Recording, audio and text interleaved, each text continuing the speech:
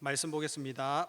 오늘 우리에게 주시는 하나님의 말씀은 로마서 8장입니다. 로마서 8장 31절에서 39절까지 말씀입니다. 로마서 8장 31절에서 39절까지 말씀입니다. 한 절씩 교독하겠습니다. 그런즉 이 일에 대하여 우리가 무슨 말하리요? 만일 하나님이 우리를 위하시면 누가 우리를 대적하리요?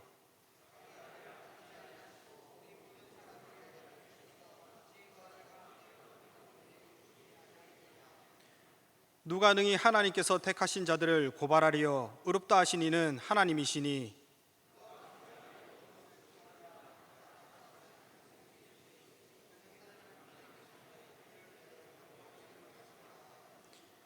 누가 우리를 그리스도의 사랑에서 끊으리요? 환난이나 공고나 박해나 기근이나 적신이나 위험이나 칼이랴.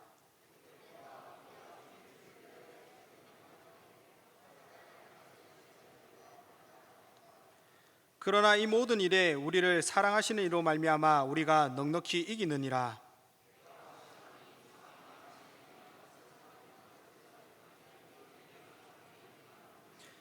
높음이나 깊음이나 다른 어떤 피조물이라도 우리를 우리 주 그리스도 예수 안에 있는 하나님의 사랑에서 끊을 수 없으리라. 아멘.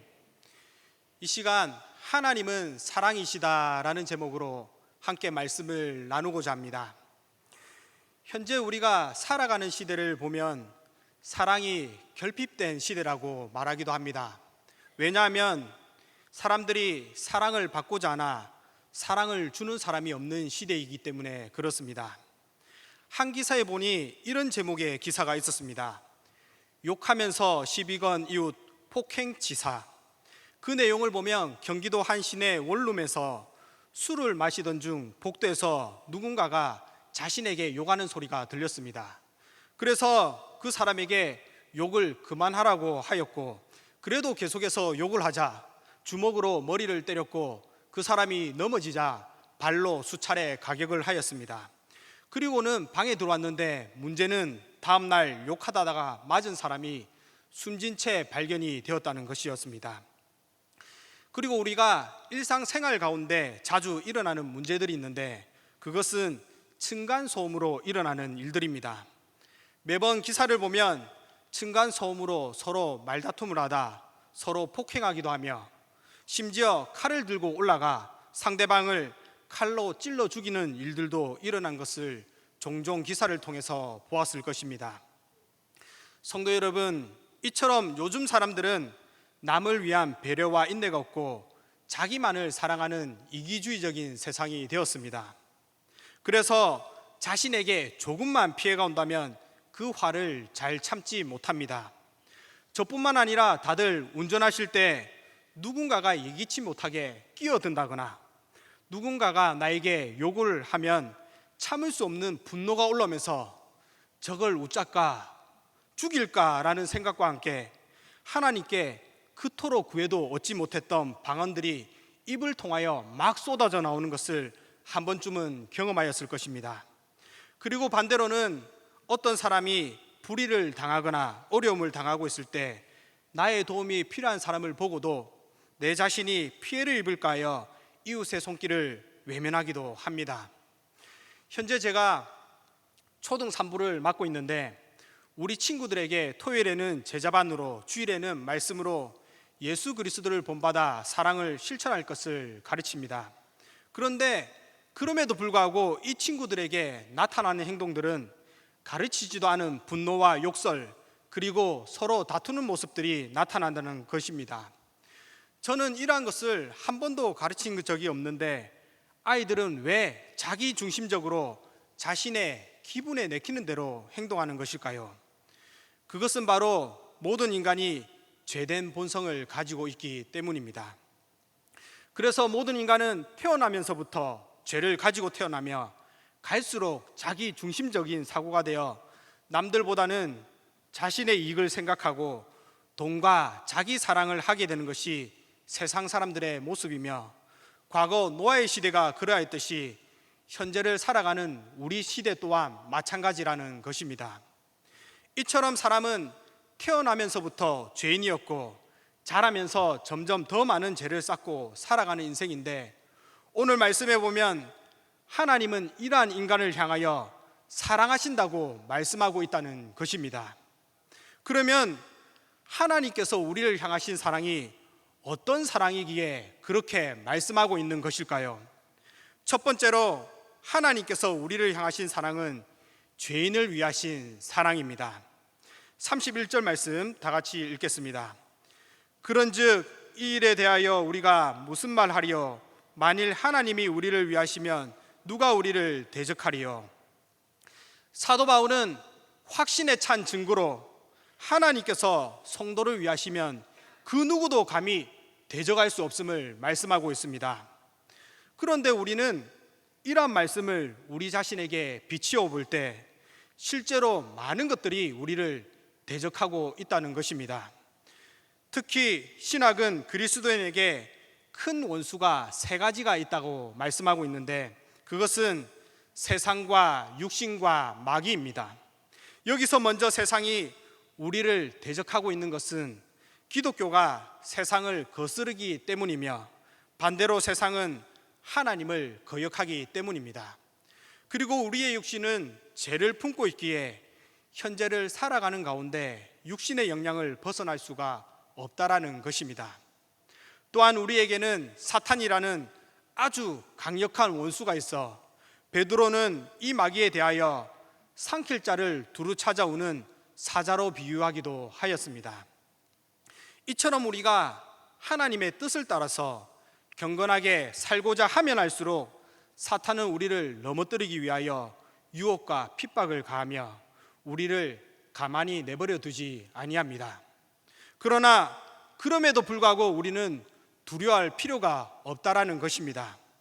왜냐하면 우리에게는 만일이라는 것이 있기 때문입니다. 31절 중간에 보면 만일 하나님이 우리를 위하시면 이라는 말씀이 나타나고 있는데, 여기서 만일이라는 것은 만약에, 혹시나 라는 뜻이 아니라 그렇기 때문에, 즉 하나님이 우리를 위하시기 때문에, 온 천하 만물을 창조하신 전능하신 하나님께서 우리 편이시기에 그 누구도 우리를 대적할 수가 없다라는 것입니다. 따라서 하나님께서 계획하신 일은 그 어떤 경우에도 어긋남이 없으며 반드시 이루시기에 우리는 두려워할 필요가 없이 하나님의 사랑을 힘입어 담대히 나가기만 하면 된다는 사실을 기억하시기 바랍니다. 그리고 하나님은 죄인된 우리를 위하여 하신 일이 있으신데, 그것은 자신의 아들을 아끼지 아니하시고 우리 모든 사람을 위하여 내어 놓으셨던 것과 그 외에 모든 것을 우리에게 주신다는 것입니다. 오늘날 세상을 보면 사람들은 죄인을 싫어합니다. 그래서 범죄자들이 자신의 옆에 오면 피하며 죄의 경중에 따라서 죄가 무거운 사람, 특히 악을 많이 행한 자들은 세상에 내어놓으면 안 된다, 이러한 자들을 사회에서 영원히 격리시켜 감옥에서 살다가 죽게 만들든지 사형을 시켜서 악의 근본을 제거해야 한다고 말하기도 합니다. 이와 같이 사람들은 죄인을 싫어하며 죄인들을 멀리하는데, 만약 여러분 가운데 이러한 죄인을 위하여 자신의 사랑하는 자녀를 대신 죽게 할 사람이 있겠는지요? 그것도 의인을 위하여서가 아니라 죄인을 위하여 자신의 아들을 대신 희생시킬 부모가 있겠는지요? 한번 생각해 보시기를 바랍니다. 우리는 우리의 자녀가 사고로 인하여 조금만 다치기만 하여도 그 마음이 아파서 견딜 수가 없는데, 하나님은 그것도 죄인된 우리를 위하여 그 일을 행하셨다는 것입니다. 그래서 로마서 5장 8절에는 이렇게 말씀합니다. 다 같이 읽겠습니다. 우리가 아직 죄인되었을 때 그리스도께서 우리를 위하여 죽으심으로 하나님께서 우리에 대한 자기 사랑을 확증하셨느니라. 세상의 종교는 자신이 믿는 신이나 그 대상을 위하여 사람이 먼저 무엇인가를 해야 하며 그 기준에 부합할 때 신이 무엇인가를 좋은 것을 내려준다고 합니다. 하지만 하나님은 오히려 죄인된 우리를 위하여 먼저 사랑을 실천하셨다는 사실을 명심하시기 바랍니다. 그리고 하나님께서는 죄인된 우리를 위하여 그 사랑하는 독생자를 주셨을 뿐만 아니라 우리에게 모든 것을 주신다고 약속하셨다는 것입니다. 여기서 바울이 단순히 하나님이 우리에게 모든 것을 주신다고 하셨습니다 라고 말한다면 우리는 이에 대하여 하나님이 정말로 우리에게 모든 것을 주신다고 확신하기가 힘들 것입니다. 그러나 하나님은 자신의 독생자를 우리를 대신하여 주심으로 하나님께서 우리에게 그 모든 좋은 것을 주시는 분이심을 확증해 보이셨다는 것입니다. 사랑하는 성도 여러분, 우리가 삼성의 이건희 회장이나 현대 정몽주 회장이 가진 모든 것을 받는다 해도 어마어마할 것인데 하나님께서 우리에게 모든 것을 주신다니 우리는 감히 상상치도 못하는 사랑이며 이러한 사랑은 그 어느 종교에도 없다는 사실을 믿으시기 바랍니다. 그리고 두 번째로 우리를 향하신 하나님의 사랑은 어떤 사랑인가? 죄인된 우리를 의로운 자라고 칭하신 사랑입니다. 33절 말씀 다 같이 읽어보겠습니다. 누가 능히 하나님께서 택하신 자들을 고발하리요 의롭다 하신 이는 하나님이시니. 현재 우리 자신을 보면 우리가 믿음으로 하나님의 자녀가 되었다고 하지만 여전히 우리 가운데 죄된 본성이 남아 죄악을 행하는 경우가 많이 있습니다. 그럼에도 불구하고 하나님을 우리를 착한 사람, 의로운 사람, 의인으로 불러주신다는 것입니다. 여기서 의로운 자는 현재 죄를 짓지 아니하고 완벽한 사람, 완전한 사람을 말하는 것이 아닙니다. 여전히 우리는 죄 가운데 있지만 예수 그리스도를 말미암아서 그리스도의 의의 옷을 입은 것 같이 우리를 의로운 자로 여겨주신다는 것입니다. 따라서 하나님께서 우리를 사랑하시고 우리를 의롭다 칭하심으로 이제는 그 누구도 우리의 잘못을 고발할 수가 없게 되었습니다. 그래서 본문의 34절과 35절에 누가 정죄하리요 죽으실 뿐만 아니라 다시 살아나신 이는 그리스도 예수시니 그는 하나님 우편에 계신 자요 우리를 위하여 간구하시는 자신이라. 누가 우리를 그리스도의 사랑에서 끊으리요 환난이나 공고나 박해나 기근이나 적신이나 위험이나 칼이라 라고 말씀하고 있는 것입니다. 성도 여러분, 이 세상에서 사탄은 날마다 허물과 죄악을 들추며 우리의 죄악을 고발하며 정죄합니다. 그래서 우리는 작은 고난이 닥쳐와도 마음에 시험이 들어 괴로워하며 절망합니다. 그런데 하나님께서는 우리를 사랑하심으로 이미 우리를 의로운 자라고 못 박으셨다는 것입니다. 그래서 이제는 그 누구도 하나님의 법정에서 우리를 비난하거나 벌을 내릴 수 있는 사람은 아무도 없게 되었으며 심지어 우리를 고발하기 위하여 고소장을 들고 하나님 앞에서 밤낮으로 참소하는 사탄도 쫓겨나게 될 것입니다. 그리고 우리가 정죄당하지 않는 또 다른 이유는 하나님 보좌 우편에 앉으신 그리스도의 중보 때문입니다. 주님은 우리를 위하여 간구하시는데 여기서 간구하다라는 말은 영향을 끼치다, 목표를 달성하다라는 뜻으로 문자적으로는 목표를 정하고 이를 달성하기 위하여 영향을 끼치는 행위를 하다라는 의미를 가지고 있습니다. 이처럼 예수님께서는 우리를 위하여 중재하는 역할을 스스로 맡으셨기에 우리를 정죄하고 파멸시키고자 하는 대적들의 의도는 원천적으로 무산될 것이며 그 누구도 우리의 죄 문제를 가지고 왈가왈부할 수 없게 되었으며 우리의 죄를 위하여 죽으신 주님의 사랑은 여전히 변치 않으시며 지금도 하나님 앞에서 유일한 중보자로 우리를 위해 변호해 주신다는 사실을 명심하시기 바랍니다. 마지막으로 우리를 향하신 하나님의 사랑은 어떤 사랑인가? 우리를 넉넉히 이기게 하시는 사랑입니다. 37절 말씀 다 같이 읽어보겠습니다. 그러나 이 모든 일에 우리를 사랑하시는 이로 말미암아 우리가 넉넉히 이기느니라. 실제로 우리의 인생을 보면 승리하기보다는 날마다 지는 경우가 더 많이 있습니다. 저도 말씀을 따라 살고자 하지만 때로는 짜증과 분노가 일어나며 절망감과 함께 죄악을 저지르는 인생이기도 합니다. 우리는 이렇게 수도 없이 패배자의 인생을 사는 것 같은데, 주님은 우리가 그냥 이기는 것이 아니라 모든 일에 넉넉히 이긴다고 말씀하고 계십니다. 그렇다면 그것이 어떻게 가능한가? 그것은 내 힘으로가 아닌 나를 사랑하시는 하나님으로 말미암아 가능하다는 것입니다. 성도 여러분, 나는 연약하나 하나님께서 함께 하시면 가능합니다. 어린아이가 혼자 있을 때는 연약합니다.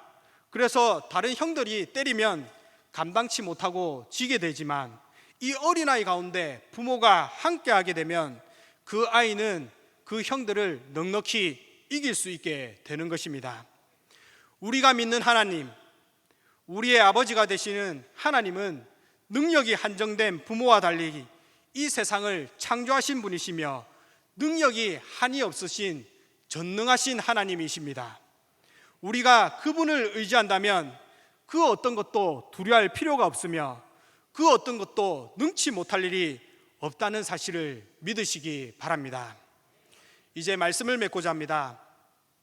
찬송가 304장 가사를 보면 이러한 가사가 나옵니다. 그 크신 하나님의 사랑 말로 다 형용 못하네. 저 높고 높은 별을 넘어 이 낮고 낮은 땅 위에 죄범한 영혼 구하려 그 아들 보내사 화목제물 삼으시고 재용서하셨네. 괴로운 시절 지나가고 땅 위에 영화세할 때 주 믿지 않던 영혼들은 큰 소리 외쳐 울어도 주 믿는 성도들에게 큰 사랑 베푸사 우리의 죄 사했으니 그 은혜 잊을까.